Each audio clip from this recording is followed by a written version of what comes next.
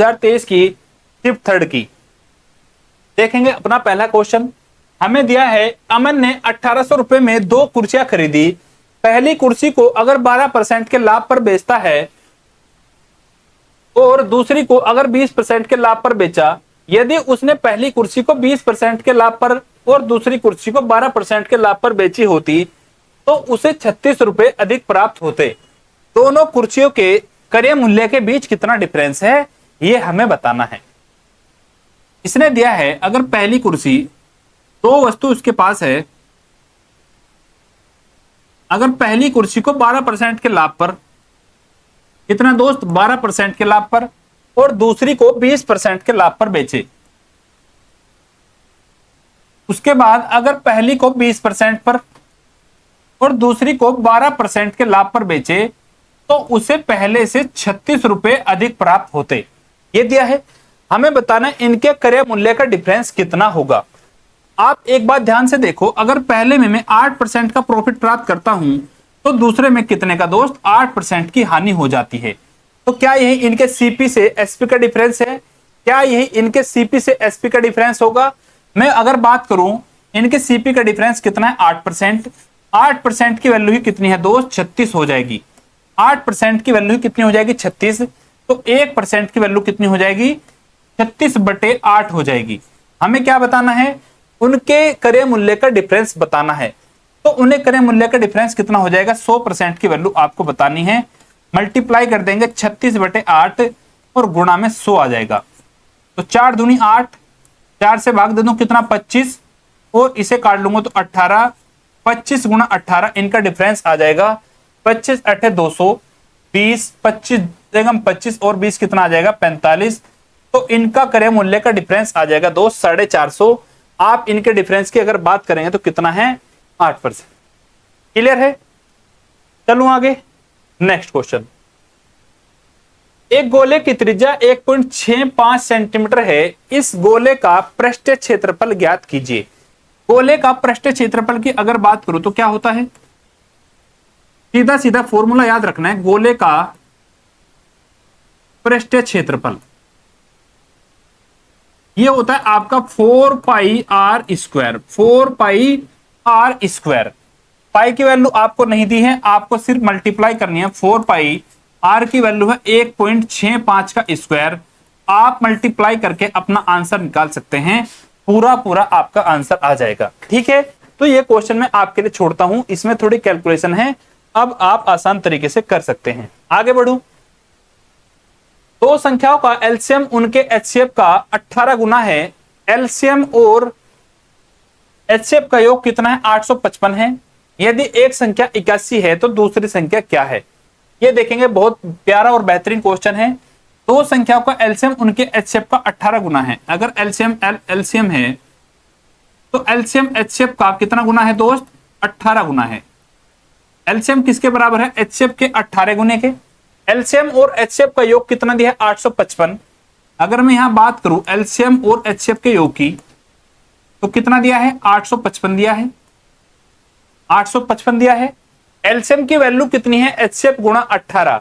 18 गुणा एचसीएफ दिया है। एलसीएम की जगह अगर मैं ये वाली वैल्यू रख दूं 18 एचसीएफ और प्लस में कितना है 1 एचसीएफ बराबर किसके आना चाहिए 855 के। यहां से आप सोल्व करेंगे, यहां से अगर आप सोल्व करेंगे 18 और 1 19, 19 एचसीएफ किसके बराबर होगा 19 एचसीएफ बराबर होगा 855 के। 19 से पूरा जाएगा 19 चौक 76, 9 19 पंजे 95, तो एचसीएफ मेरे दोस्त आ जाएगा आपका 45। अगर एचसीएफ 45 है तो एलसीएम कितना आ जाएगा? एलसीएम आपका आ जाएगा 18 गुना 45। 18 गुना 45 आपका एलसीएम आ जाएगा। ये आ गया। हमें दिया है यदि एक संख्या 81 है तो दूसरी संख्या कितनी होगी। आप लोगों को एक कंसेप्ट पता होगा कि पहली संख्या गुणा दूसरी संख्या बराबर होगा किसके एलसीएम गुणा एचसीएफ के। ये वाला कंसेप्ट पता है सभी को, एलसीएम गुणा एचसीएफ के। क्लियर है? अगर एक संख्या मेरे पास 81 है, पहली संख्या अगर 81 है, दूसरी बतानी है और एलसीएम और एचसीएफ की वैल्यू मेरे पास दी हुई है। एलसीएम कितना है 18 गुणा 45। एलसीएम आपके पास है 18 गुणा 45 और HCF आपके पास कितना है दोस्त 45। तो यहां से अब आसानी से सोल्व कर लेंगे। 9 9 81, 9 दूनी 18, 9 से काट लूंगा 9 पंजे 45, यह आ जाएगा 2 पंजे 10 और गुणा 45 450। तो सेकंड संख्या कितनी आ जाएगी 450 निकल के आ जाएगी, यानी ऑप्शन नंबर डी बिल्कुल आपका सही आंसर हो जाएगा। नेक्स्ट क्वेश्चन की बात करते हैं। सिंपलीफाई करना है आपको 4 क्वेश्चन। क्वेश्चन नंबर 4 आपको क्या करना है दोस्त सिंपलीफाई करना है। कैसे करेंगे, सीधा सीधा आपको मल्टीप्लाई करनी है और 0.3 से भाग दे देना है। 0.85 गुणा में 3.4 और दिया है 2.4, भाग देना है किससे 0.3 से। ये पॉइंट से ये वाला पॉइंट खत्म, 3 अठे कितना बन जाएगा 24 हो जाएगा 3 अठे। अब अगर आप यूनिट डिजिट से चेक करें तो 8 चौक 32, या फिर आप पूरी मल्टीप्लाई कर लें कितना आ जाएगा 8 पंजे 40, 4 8 अठे 64 और 4 कितना बन जाएगा दोस्त 68 बन जाएगा, यानी 6.8 आपका आ जाएगा। मल्टीप्लाई करनी है आपको 3.4 में, 3.4 में 6.8 में कितना होता है 2 गुणा 3.4 और ये लिखा आपका 3.4, ये आ जाएगा। 3.4 का अगर स्क्वायर की बात करूं तो हो जाएगा इसका दोस्त 11 गुणा 5 6 1156 होता है। 2 में मल्टीप्लाई कर दूंगा 2 6 12, 2 पंजे 10 और 1 11, आंसर तो आपका यहीं से निकल जाएगा। 2 एकम 2 और 1 3, 2 एकम 2 23.12 आपका बिल्कुल सही आंसर आ जाएगा। इसमें आपको स्क्वायर बनाना था किसका 3.4 का, यानी 34 का स्क्वायर आपको बनाना था। 34 का स्क्वायर होता है 1156। आगे चलूं, एक कंप्यूटर की कीमत 34,000 रुपए है। 17% की कमी के बाद कंप्यूटर की कीमत कितनी रही होगी।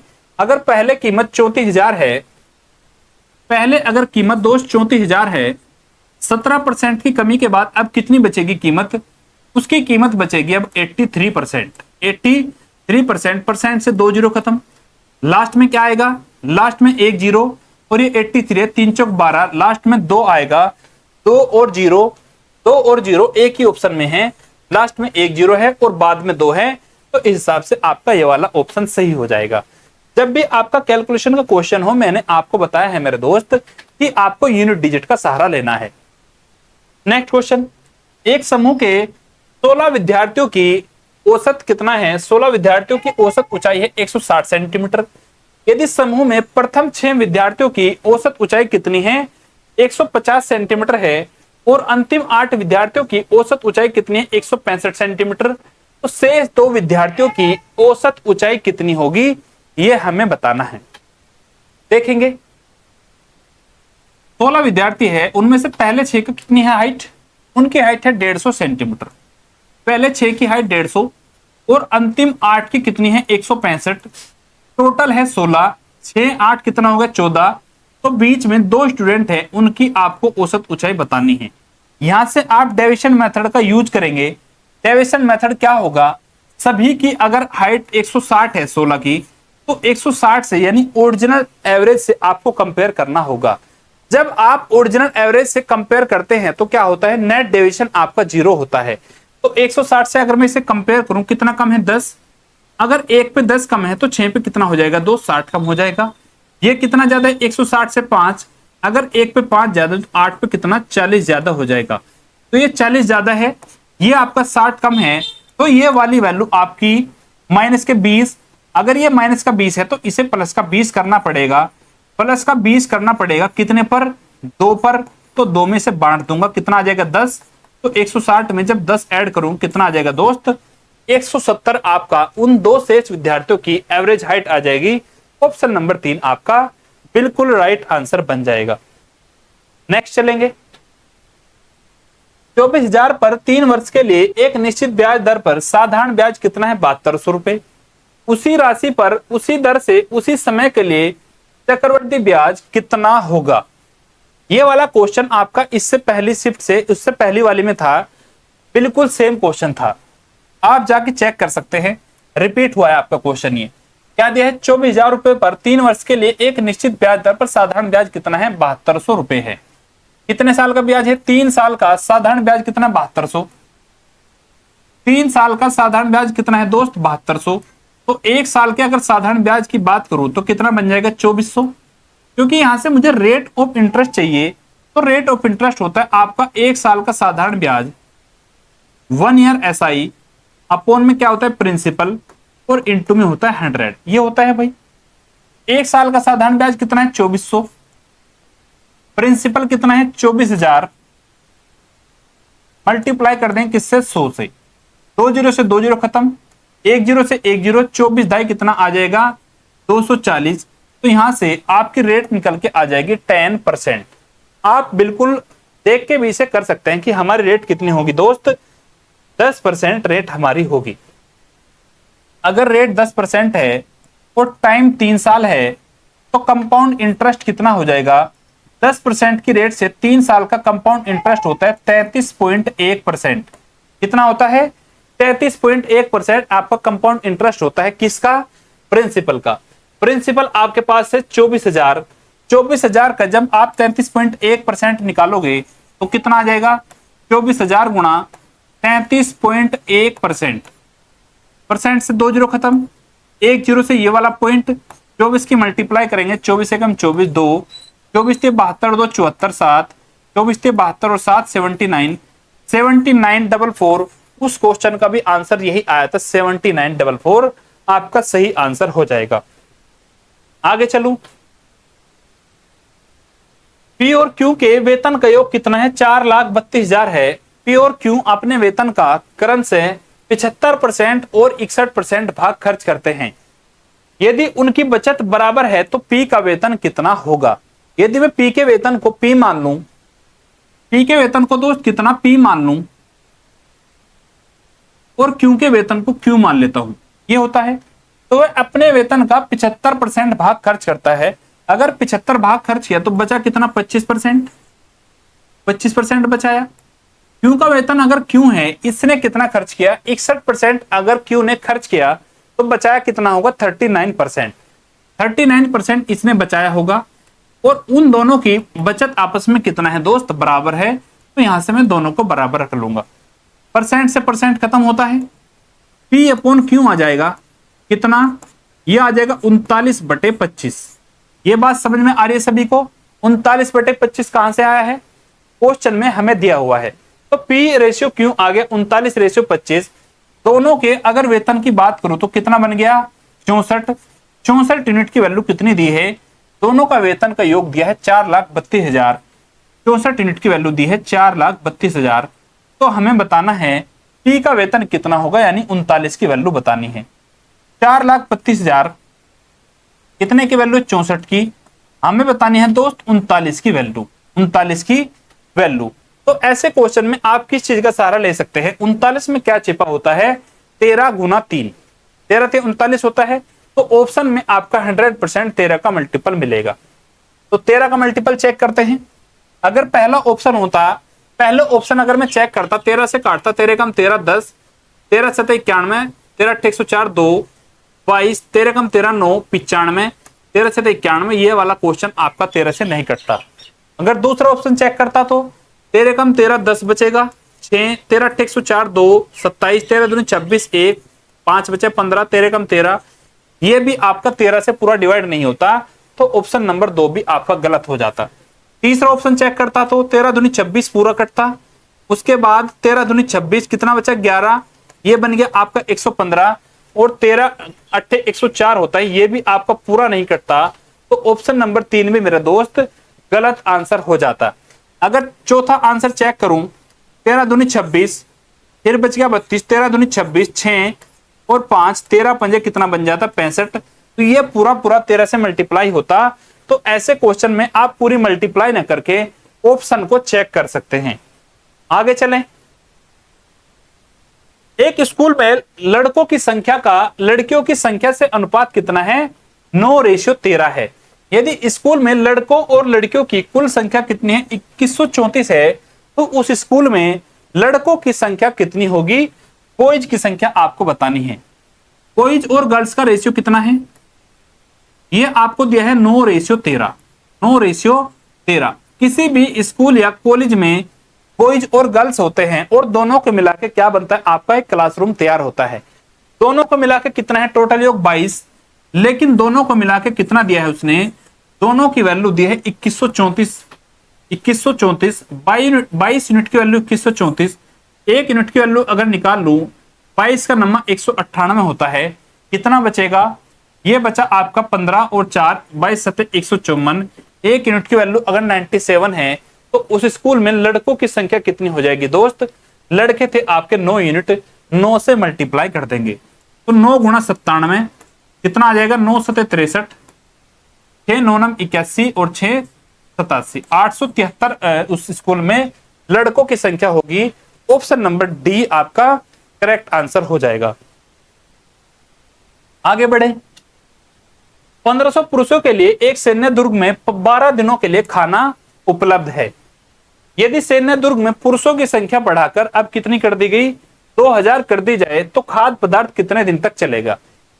देखेंगे कैसे होगा।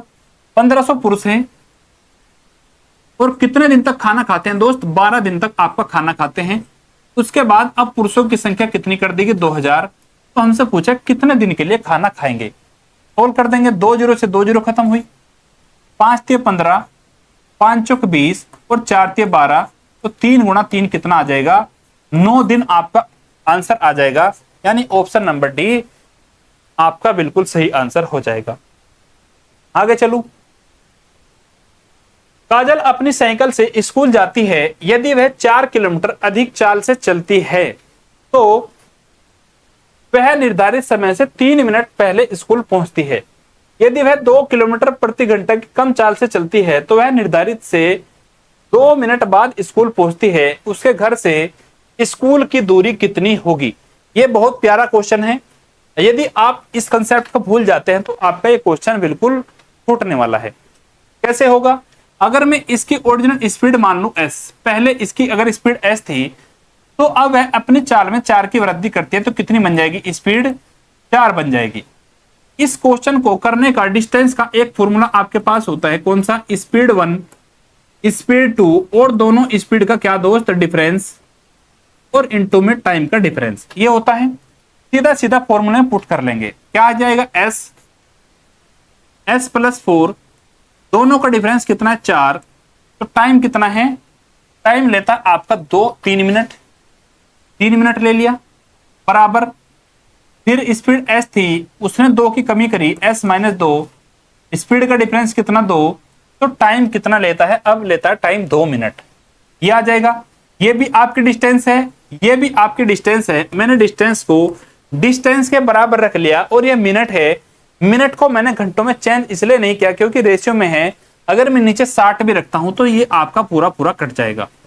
देखोगे भाई, तो 60 से 60 कट जाएगा, ये आपका क्या बचेगा। अब आप इसे पूरा सोल्व करेंगे, कितना आ जाएगा, 2 से 2 खत्म, s से ये वाला s कट जाएगा, ये 4 कहां जाएगा, इधर आ जाएगा। इसकी मल्टीप्लाई करेंगे, कितना आ गया, 3s प्लस 12 बराबर 4s माइनस 2 है तो 4 दूनी 8, 4s में से 3s गया, बचा s, और 12 प्लस 8 कितना बन जाएगा दोस्त, 20 बन जाएगा। तो स्पीड कितनी आ गई, स्पीड आपकी निकल के आ गई, ओरिजिनल स्पीड 20। तो अगर आपको डिस्टेंस चाहिए तो आप किसी भी एक इक्वेशन में s की वैल्यू पुट कर देंगे तो डिस्टेंस आ जाएगी। s की वैल्यू इसमें रख देंगे 20, और 20 और 4 कितना बन गया, 24, भाग देंगे किससे, 4 से, और मल्टीप्लाई में है 3/60, तो ये आपकी डिस्टेंस निकल के आ जाएगी। 20 से 60, 3 से 3 खत्म, 4 6 24, तो डिस्टेंस कितनी आ गई, 6 किलोमीटर। 6 किलोमीटर आपकी डिस्टेंस होगी, यानी ऑप्शन नंबर 3 मेरे दोस्त बिल्कुल आपका सही आंसर हो जाएगा। आगे बढ़े, राम ने किशन से 20% साधारण ब्याज पर 30,000 रुपए का ऋण लिया। वह 4 वर्ष के लिए एक वर्ष के अंत में 4 समान किस्तों में ब्याज सहित ऋण चुकाने के लिए सहमत होता है। हालांकि किशन एक शर्त रखता है कि वह तब तक उधार दी गई मूल राशि पर ब्याज की गणना करता रहेगा जब तक कि राम अपना ऋण चुका नहीं देता। किस पर, मूल राशि पर ब्याज की गणना करता है। तो मूल राशि पर किस में ब्याज लगता है, सिंपल इंटरेस्ट में, क्योंकि कंपाउंड इंटरेस्ट में ब्याज पर ब्याज लगता है, और सिंपल इंटरेस्ट में मेरे दोस्त प्रिंसिपल पर ब्याज लगता है। तो हमें सबसे पहले क्या निकालना है, अमाउंट निकालना है। प्रिंसिपल अगर आपका 30,000 है, प्रिंसिपल अगर आपका 30,000 रुपए है, रेट आपकी 20% है, और कितने साल तक ब्याज लगेगा, 4 साल तक आपका ब्याज लगेगा। तो मैं सीधा सीधा अमाउंट निकाल दूंगा। 4 साल बाद अमाउंट कितना हो जाएगा, अगर प्रिंसिपल 30,000 है, 1 साल का सिंपल इंटरेस्ट कितना बनेगा, 20 से कम 20%, 1 साल का सिंपल इंटरेस्ट 20, तो 4 साल का कितना बन जाएगा, 80। हमें निकालना है, क्या निकालना है, अमाउंट निकालना है। अमाउंट होता है principal plus simple interest. Principal अगर 100% मान लूं तो अमाउंट बन जाएगा आपका 180%। ये बात समझ में आ रही है। परसेंटेज से 2 जीरो, 18 × 54, तो 54,000 आपका अमाउंट बन जाएगा। और इस अमाउंट को आपको 4 समान वार्षिक किस्तों में पे करना है। तो प्रत्येक किस्त की वैल्यू कितनी होगी, 4 समान किस्तों में जब आप पे करने जाओगे 4 से भाग दे देंगे, तो प्रत्येक किस्त की वैल्यू आ जाएगी 4 एकम 4, 4 × 12, 2, 4 × 5 20, 13,500 रुपए प्रत्येक किस्त की वैल्यू होगी। ऑप्शन नंबर 4 मेरे दोस्त बिल्कुल सही आंसर हो जाएगा। यह क्वेश्चन आपको सिर्फ कंफ्यूज करने के लिए दिया गया था। इतनी बड़ी लैंग्वेज इसकी लिख के दी गई थी कि बच्चा इस क्वेश्चन को छोड़ के आगे बढ़ जाए। एक टेबल लैंप का अंकित मूल्य 1500 रुपए है। यदि अंकित मूल्य क्रय मूल्य से 20% अधिक हो और टेबल लैंप को 10% की छूट पर बेचा जाता हो तो लाभ परसेंट की गणना कीजिए। ये वाला वही कंसेप्ट है, सीपी से एमपी का रिलेशन। सीपी से अगर एमपी के रिलेशन की बात करूं तो क्या आता है, यहां पे लिख लेंगे सीपी, एसपी और एमपी, ये लिख लेंगे भाई। कितना है, क्रय मूल्य से 20% अधिक। अगर क्रय मूल्य 100 है तो एमपी कितना, 20% अधिक 120 होगा। और टेबल लैंप को 10% का डिस्काउंट मिलता है। डिस्काउंट मिलता है हमेशा मार्क प्राइस पे। 120 का अगर मैं 10% डिस्काउंट दूं तो कितना बनेगा, 12। 12 का डिस्काउंट देने के बाद आप कितने बेच दोगे, 8 में, 108 में। हमें बताना कितने परसेंट का प्रॉफिट होता है। 100 रुपए की आप किसी वस्तु को खरीदते हो और 108 में अगर बेचते हो तो कितने का प्रॉफिट होता है दोस्त, आपको मात्र 8% का प्रॉफिट होता है। तो 8% का प्रॉफिट, ऑप्शन नंबर 1 बिल्कुल सही आंसर हो जाएगा। आगे बात करूं, 14 सेंटीमीटर व्यास वाले अर्धगोले के अगर व्यास 14 सेंटीमीटर है तो रेडियस कितनी होगी, 7 सेंटीमीटर हो जाएगी। एक अर्धगोले के संपूर्ण पृष्ठीय क्षेत्रफल और वक्र पृष्ठीय क्षेत्रफल के बीच कितने का डिफरेंस होगा। अर्धगोले का संपूर्ण पृष्ठीय क्षेत्रफल कितना होता है, अर्धगोले के अगर मैं संपूर्ण पृष्ठीय क्षेत्रफल की बात करूं कितना होता है भाई, संपूर्ण पृष्ठीय क्षेत्रफल ये आपका होता है 3πr², 3πr²। और अगर इसके वक्र पृष्ठ एरिया की बात करूं, वक्र पृष्ठीय क्षेत्रफल की बात करूं तो कितना होता है, 2πr²। ये होता है। इनका हमें डिफरेंस बताना है। डिफरेंस कितना हो जाएगा, 3π - 2πr², πr²। क्लियर है। यदि आपने एक फॉर्मूला पढ़ा है, कौन सा, कि रेडियस अगर 7 है, कितना दोस्त, रेडियस अगर 7 है तो परिधि कितनी होगी, 2πr की वैल्यू कितनी होती है, 44। तो उसका एरिया होता है 154। कितना होता है, उसका एरिया होता है 154। हमसे क्या पूछा है, मात्र उसका एरिया पूछा है। रेडियस हमारी 7 है तो एरिया कितना हो जाएगा, 154 हो जाएगा। आप फॉर्मूले में पुट कर सकते हैं। पाई की वैल्यू कितनी, 22/7। रेडियस यानी 7 का स्क्वायर 49, 7 से काट लूंगा, 7 × 7 = 49, 22 × 7 = 154 सेंटीमीटर स्क्वायर। उसका एरिया आ जाएगा। इन दोनों के बीच का डिफरेंस निकल के आ जाएगा। आज की शिफ्ट का लास्ट क्वेश्चन देखेंगे सभी लोग। निम्नलिखित में से कौन सी संख्या 1560 के सभी अभाज्य गुणनखंडों के योग से अधिक होगी। 1560 के हमें क्या करना है, अभाज्य गुणनखंड करने हैं। 1560 1560 देख लो भाई। 1560 कटता है किससे, ये कटता है आपका 13 × 12 होता है 156। लेकिन ये है 0 तो बाद में कितना आ जाएगा, 120। अभाज्य गुणनखंड करने हैं। अगर मैं बात करूं इसकी 13 × 120 को क्या लिख सकता हूं, 3 × 40, और 40 को लिख सकता हूं 5 × 8, ये लिख सकता हूं। अगर मैं इसके गुणनखंड की योग की बात करूं तो कितना आएगा, 13 × 3 = 16, 5 = 21 और 8 कितना आ जाएगा दोस्त, 29 आ जाएगा। इसके अभाज्य गुणनखंड का योग कितना आ जाएगा, 13 3 16 और 5 21 और 8 29, इससे ज्यादा वाले की बात कर रहा है, तो इससे ज्यादा वाला एक ही ऑप्शन बचता है, यानी 41 आपका ऑप्शन बचता है। तो इस क्वेश्चन में आपको ऑप्शन से देखना है कि 29 से ज्यादा वाला कौन सा ऑप्शन है। एक ही ऑप्शन है 41, 29 से छोटे तीनों ऑप्शन हैं, तो ये तीनों ऑप्शन आपके गलत हो जाएंगे। ठीक है मेरा दोस्त, तो ये थी आज की शिफ्ट। आज की शिफ्ट यहीं रखते हैं, बाकी करेंगे कल। तब तक के लिए अपना ध्यान रखिए। टेक केयर, बाय बाय, जय हिंद।